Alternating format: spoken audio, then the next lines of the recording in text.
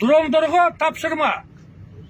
Dronlarыңарды ылдам жүргүздүрбөй, жай жана только bir линия менен кетесиңер. Мына айдоону трактор айдап аткандай кылып. Артындагы дрон экинчи линия, үчүнчү дрон үчүнчү линия болуп, bir катар мындай ахваттап кетесиңер. Биринчи контроль дронщик алып барып аткан убак колундагы дисплей. Дисплей менен шашпастан только берилген траектория менен карап кете берет. Артынан экинчи дисплей дрон, үчүнчү дисплей дрон. Дрондор карап бүткөндөн кийин артынан силер жөнөйсүңөр.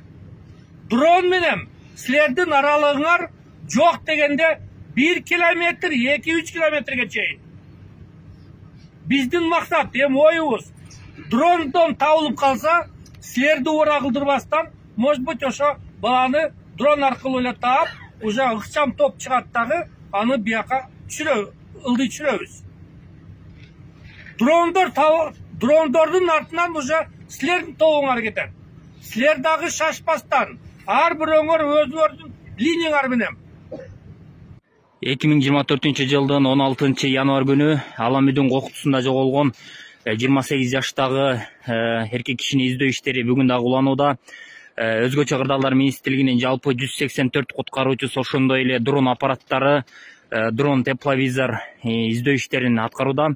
Азыркы учурда өзгөчө кырдаалдар министрлигинин куткаруучулары топ-топторго бөлүнүп алып, издөө иштерин улантып жатышат.